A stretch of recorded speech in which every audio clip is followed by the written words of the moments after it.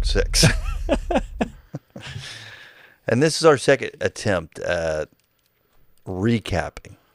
Yeah. And I don't know how this is going to go. Because I've already We never do. Forgot all about it. He's teaching in the synagogue. I'm ready to move on. Huh. We already did. I'm on a journey with Jesus, and yeah. But we did the synagogue last week. Mm-hmm. I have a picture of Caleb in the synagogue in Capernaum. You weren't here and you didn't listen to anything while you were gone. But the first thing we do is we kind of share what were the highlights from our perspective of what we shared last week. Then we ask the question: Were there things there that we maybe want to know more about or wanted to share more? Is that the personal reflection extras? No, we're not looking at that. No, that's the old one. That's the outdated. What's that called? Teleprompter. The teleprompter. Yeah, it's wrong though. It's not updated. Okay, but we can't read from it. Pause. So if we're talking about what we stand and exit left, what is that about?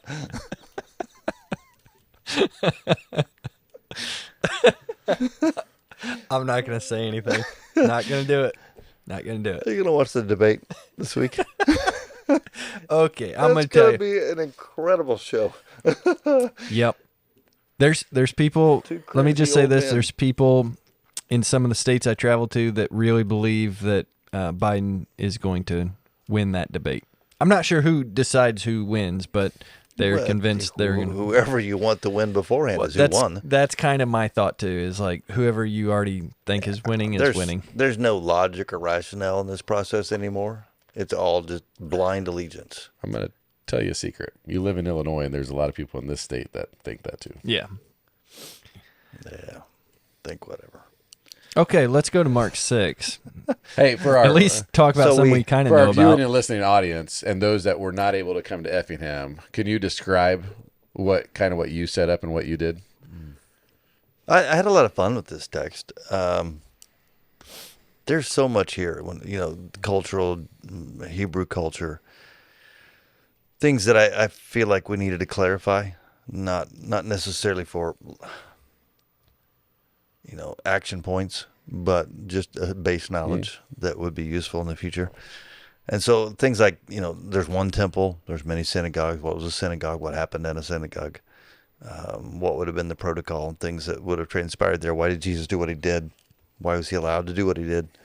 And all those things were just context stuff that I think brought the story better life. And so we reset the auditorium in Effingham. The first probably about half the room is turned towards the center. That was just 1 week only. They'll be back to normal this week. But and so I taught from there, just introduced all those things. What was Nazareth like? What were the things around it? I remember we went to Skytopolis, or it's called Zipporah National Park now, where the archaeological, you remember that place? Great Roman roads and all that. That was the big city in the time of Jesus. Nazareth was the little village. Now they've actually Zipporah is nothing as far as populace. Correct. But Nazareth has almost grown to it at this point. And so I talked about all those things from the center of the room. And then, of course, one of the customs of a synagogue was that people would stand for the reading of the word, a reverence type respect thing. So I had him do that. I read from Isaiah 61 verses 1 and 2, which is what Jesus quoted from. He didn't quote it all. We talked about that later in the sermon a little bit, not much. But just, I don't know, it was kind of neat.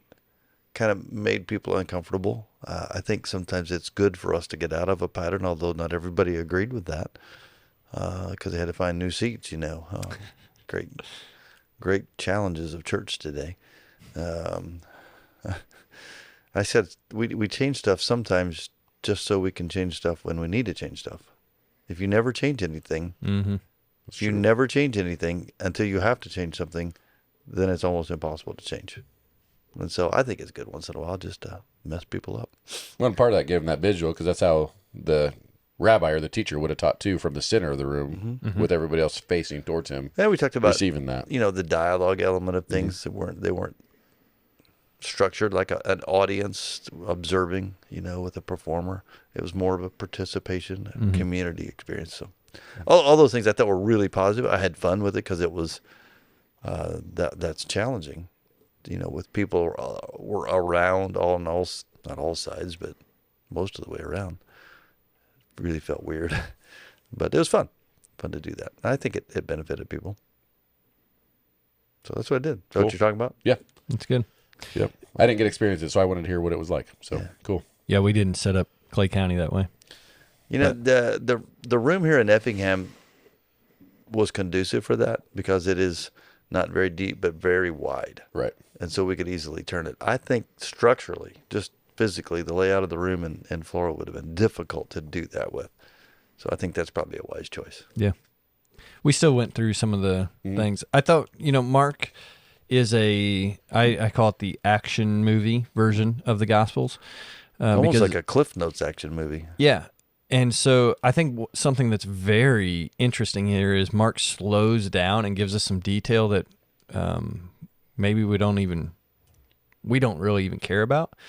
Like the fact that he stood up to read and then he sits down, and it's some identification of who he's talking to, the type of Jewish synagogue. It would have been Pharisees. That's a common practice there because there's actually two traditions of receiving the Torah or the Word.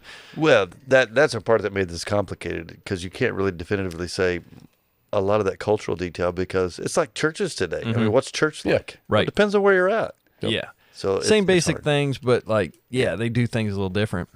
But one of the key things here is when he sits down, that is the tradition of now putting in the position of speaking on behalf of God. And so he's not just quoting scripture anymore.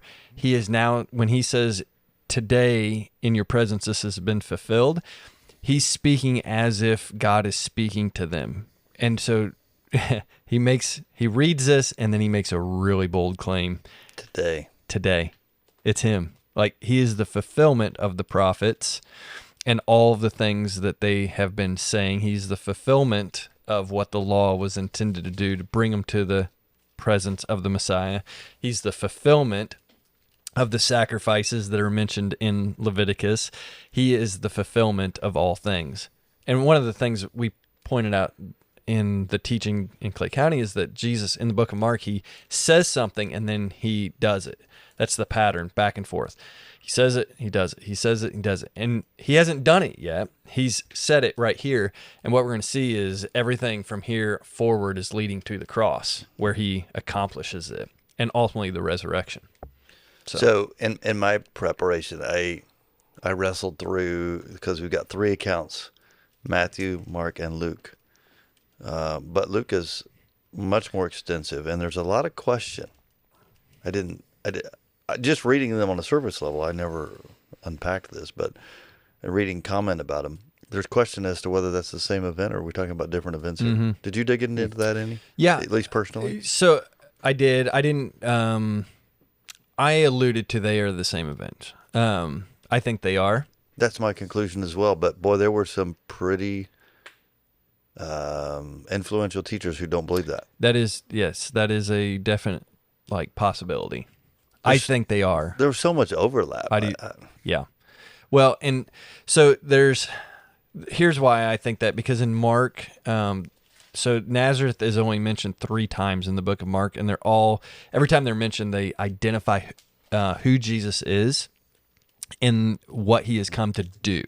Okay. And so whenever you look at the Luke account, it's also a parallel of who Jesus is and what he's come to do in the same context.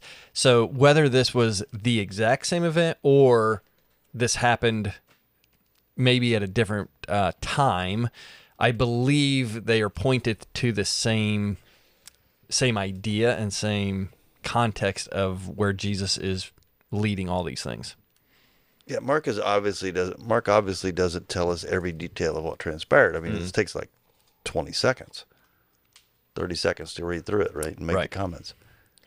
Luke expands upon that. And from my perspective, as I studied him, I thought this is the same event. Luke is just telling us why they're so furious. Yeah, I think that's that was my conclusion as well. Right. And so, but I didn't understand why they wouldn't consider them outside of this one reasoning, in that in Mark here, when we get to chapter 6, we're a year and a half into the ministry of Christ.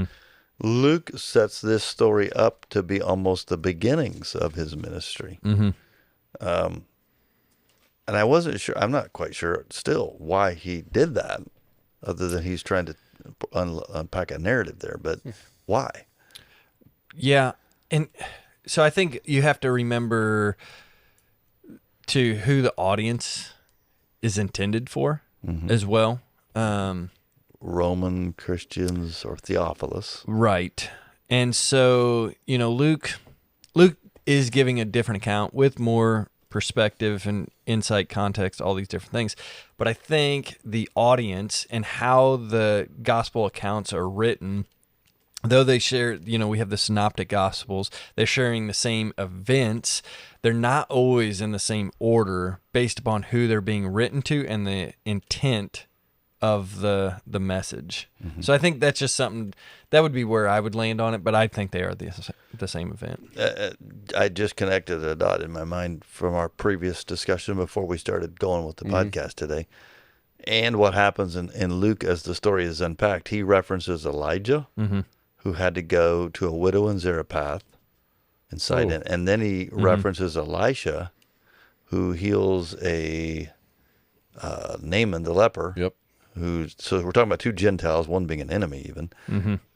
That the whole concept that when you won't listen, when you won't obey, when you won't partner with the Lord, he's going to go to those who do. Right. And so that can rile them up as well, because we're talking about, the Messiah coming to all people, that they don't like that. No, it's the Jewish Messiah. Right. And so Luke is telling two stories that were mentioned there. They talk about going to a Gentile peoples, and they don't like that. What happens in Mark immediately after this story?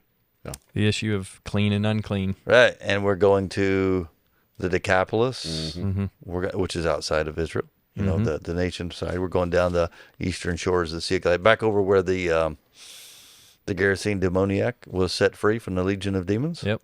And so it kind of makes sense to me when he put that together. That just clicked for me. Those two illustrations are part of what they're mad about, and that's where he heads next. Kind of connected. So maybe they're just in a different order for a different reason, and it could be separate events, but I don't think so. I find it interesting. I've never looked into it. You mentioned it last week, and I never looked into it until just sitting here while you guys are talking about this. Not listening to this is really in-depth study, because I just watched him flip. Yeah. Well, but what's cool about it, or not cool either way, so I'm using an NIV study Bible, and so it gives you commentary scripture by scripture, but then at each section of this particular Bible, it shows the one that the men, so whoever put this commentary together, which ones they file is linked together. They do not link the Luke passage in it. They only link Matthew and Mark. Well, But I'm wondering, because of what you said, is the chronologically, it looks like Luke has it at the end of the ministry rather than beginning. Because I actually thought they were the same as well, just off the read. But not that it matters. I just found that interesting. I believe it was R.C. Sproul and John MacArthur both concluded that it was not the same event. Because of Pretty chronology, intelligent or why? fellows. Yeah. Mark Scott, who did the chronological Bible synoptic thing, says it's a possibility, and he leaned toward them being together, the way he wrote it. Alistair Begg, who I listened to on this, put them together. So it's all over the board. And not that it matters, but it does. It's pretty interesting.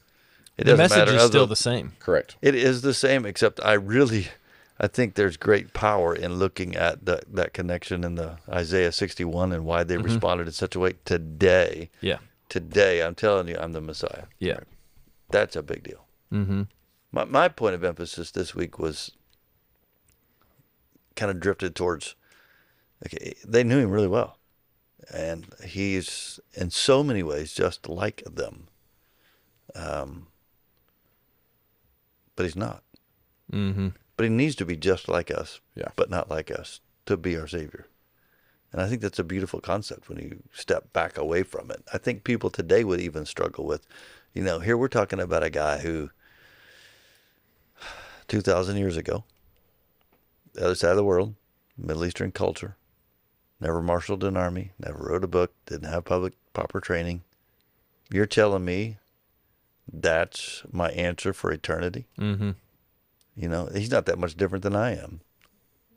He's way different than we are. I mean, you think about the gospel in a way, and I'm kind of tying what you tied in a little bit with Mark 3 yesterday about Mary and Jesus' brothers who go to Capernaum because I think they think he's out of his mind. I think Yeah, what the they're scripture embarrassed says. by him. So they're Trying to do embarrassed by him. an intervention. Right. And Yeah. so this is 3 chapters later. Now he's in Nazareth and he's preaching. He's not accepted. And I can't help but think, like, the people that I've had in my life, that I've had interaction with that were not followers of Jesus Christ here in the United States, and when you present the gospel to them, some of them, they're open-armed to accept it. And others, like, I've heard that, or I don't see that. Mm-hmm. You go across our borders, or you go across the ocean, and you go to a country where people have never experienced who Jesus is, and they haven't experienced hypocritical Christians. Mm-hmm. And when they hear that, they are completely transformed and changed, like almost like as quick as a snap of the fingers. What is it they say? Familiarity breeds contempt. Yeah. And so, like, I thought about that after you preached yesterday, like in our hometown as well, like we are a Christian nation formed on Christianity, which we're getting way far away from. But like when we preach it, like, and I was talking to someone who went down to Tennessee, or they like really understood what the Bible Belt was, because you see a church here, you see a church here, I mean, Every you just corner. keep going every single corner, but yet our country is falling away. And then you think of places like China or Ukraine or places like that right now, where like it's illegal to claim to be a Christian. It's illegal to have house churches or have a gathering, but yet people are converting by the masses. Mm-hmm. So I don't know. I found that pretty There's a interesting. danger in knowing so much about Jesus without knowing him. I talked about, that's the last part of this, Jesus is amazed at their unbelief. Yep. Unbelief is a choice at some point. Some people approach truth and information with skepticism, and they're trying to find all the reasons why this isn't true. Mm-hmm. Yeah. And so their hearts are hard, right? And they're really, unless the Spirit moves, they're not going to convert. Well, And I think that's the key to the story, right? The Spirit leads him in. You've got to be, the Spirit of the Lord is upon me. yeah. Yeah. The one I mentioned that as well is like there's no amount of miracles that Jesus could have done in their presence that would have convinced them otherwise. No. And They were going to attribute him to some other power Yeah. or trickery or something. and nothing has changed in 2,000 years. There's still people that you could, Yep. I mean, Jesus could verbally speak to them and they would attribute it to something else, or, I'm hearing things, I'm going crazy. It's just like they don't have eyes to see and hearts that, are open to receive. We had a call from a ministry friend outside of town that one of his church members' relative was here in a rehab center in Effingham and desired for someone to visit because, he said, it was his sister. She was aging and moving towards hospice. He said she has lived as an atheist her whole life, but she recently had a vision that Jesus appeared to her. She believed it was Jesus, but she still doesn't believe in Jesus. Wow. That's this picture. Uh-huh. Paula actually went and visited with her. It's just, that's choice to live in unbelief. Yep. Why? Well, we talked about Calvinism earlier. For some reason, the Spirit hasn't, either she's resisted, she said no too many times, or she's made that choice to be in unbelief. But the Spirit, maybe the Spirit's calling her through that vision. That happens, Mm-hmm. and she's resisting, I think choosing to unbelieve. in this story in Mark 6 specifically, they had heard about all the miracles that he's been doing up in Capernaum, and there's eyewitnesses to those miracles outside the disciples even that have come and can give testimony to who Jesus is. And I think that's what makes this. It's not like, oh, I heard about this guy over there. Like, this is a day away from Capernaum to Nazareth. This is only a day walk. So it's not that far. 30 miles. Yeah. And you have eyewitnesses in the crowd that can go, yeah, no, I saw it. I was there. It was crazy. And they still don't believe. That's the real, when the rubber meets the road. Like, you have to make a choice about who he is in this moment if you're sitting there. And I think we do too. Whenever we hear the gospel, do we really believe it, or do we just think it's a good idea, good moral teaching? I said this, I don't think you can sit on the sidelines and just go, oh, that's nice. You're either like going to follow Jesus, take the invitation and start walking towards him, or you just go, yeah, that's not for me. I'm going to go push him off the mountain because I want to do my own thing. Well, when we go back to chapter 1, what was the message of Jesus? Repent and believe. Mm-hmm. They refused. And it's the people that should have been ready and willing to accept who he was because they've been anticipating the Messiah. And the people who knew him best. Mm-hmm. I didn't mention this, I don't think, yesterday in the message, but this is the last time it's recorded for us that he visited Nazareth. Mm-hmm. Hmm. It's also the last time he teaches in a synagogue. Really? Mm-hmm. I didn't know either one of those. And he moves out. Yep. And he goes to the people. Even stronger connection than for the things that We just lost Luke Mike, wrote. or Jeff. Mm-hmm. What? We just lost me. You're Never back. mind. You're back. Yeah.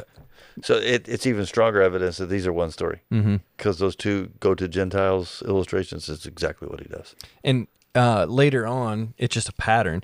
We see the disciples do the exact same thing. So they start in the synagogues in their teaching, and when they're rejected, they end up going to the Gentiles. Mm-hmm. So it is the pattern Jesus sets. Yeah, all of Paul's ministry. Yeah. Yep. Every single place he went had. I never thought about that. So I think there's really strong connection there too. So first to the Jew, then to the Gentile. Jerusalem, Judea, Samaria, and to the uttermost parts of the earth. Mm-hmm. So we let's look ahead. Just is there anything else you want to say from last week? No, not really. Okay. The rest of 6 and chapter 7. What's going on? Because we're heading for chapter 8. Clean and unclean. Mm-hmm. Things that you put in your food doesn't make you clean or unclean. And this is really gonna upset the Jewish leaders. Mm. And then he's going to feed. You going to go all the way to the feeding of No. the thousands? Mm-mm. I'm not. Next week is just 7. Yeah, just 7. Okay. So Is what we're focusing on, anyways. yeah. That's You're right, 'cause skipping over some I pretty get to big do that stuff. story. What's that one? Feeding of thousands. That chapter 8. Yeah. Yeah. That's where I'm gonna go. Chapter 8 verses 1 through 6, I believe. But Caleb is gonna do chapter Yeah. 7. You can do whatever you want in 7. I mean, the big things you're looking over on 6 that I'm looking over that we didn't really touch on is Jesus feeding the 5,000. Jesus walks on water with Peter. Mm-hmm. And still, again, it's that faith of Peter, do you have Mhm. the faith to come and do what I'm doing? Do you have the faith to follow me? Yep. So those are the kind of things we're going to This is good Jump stuff. over. I don't know. I think it's been great. To me, it's so invigorating. It's refreshing to study the life of Jesus. Mhm. I mean, Paul's letters, that's all great. Old Testament, I love it all. It's good. You learn from it all. But it's like every line in here, something jumps out. It's like, oh, that makes sense. It's been good. I would encourage people to, if you don't have the resource, the Mark resource that Levi produced, it's really good. I've been reading through it, and it's top notch. It really gives a lot of insight. But we also have Right Now Media, and if you don't have an account on Right Now Media, you should get one of those because Francis Chan does a study on Mark. There is a drive-through history on the book of Mark that I like that guy. I do too. Dave Stott. Yeah, Dave Stott. Really It's- good. It's really geared for 7th and 8th graders. But it's great. It really is. I like watching him. And then there's another resource too that is it Shane Woods? Shane Woods does. Shane one. Woods does a Mark series as well. And now that's a college. It's a classroom lecture. It's heavy. Yeah. And I've been listening to each week. I listen to R.C. Sproul. I don't always agree with everything R.C. Sproul says, but he's pretty sharp. I listen to him, and I found that Alistair Begg has preached through Mark section by section, so I've been starting to listen to that. Mm-hmm. I don't just sit and listen to those. I'll put those on, play, and do other things, and glean whatever. I mentioned this Can be last week, but I went harvested to Shane Woods' website, and so he teaches Wood, a class. with no S. Shane Wood. Yeah, Shane Wood. He corrected us on He that. teaches a class in at Ozark, but he records all of his classes. Yeah. And so on the website, you can actually go to Mark and hear his lecture per chapter to the verse. Nice. And so I did that a couple times, and it was like what you said. I mean, it's deep. It's a lot of it is over the top of my head, but it was really cool. And then because of that too, because of the classroom, you can hear the back and forth conversation between him and his students, and so some of the questions they have and his responses. I thought it was really beneficial. Nice. So I would just say, as we are looking at Mark, we're preaching 30-minute sermons on topics that take hours to really delve into and develop and things. So I would just encourage people to look. This stuff really matters, and especially when we're talking about who Jesus is, what he's done for us, and what we believe about him. Like it really matters. And so we need to know what we believe about him, and we need to have a firm foundation that we stand upon. So If you want to, if you're a Christ Church person, can't do this for the whole world because this is a subscription that we have. But if you're a Christ Church person and you want Right Now Media and don't have it, email Levi at Christ's Church, CHRSTS church.com, and ask for that. We can send you a link because it's part of a subscription that the church has. There's a valuable resource, a lot of good stuff there. Yep. So, all right. Thanks for joining us on the ReThink podcast. See you next week.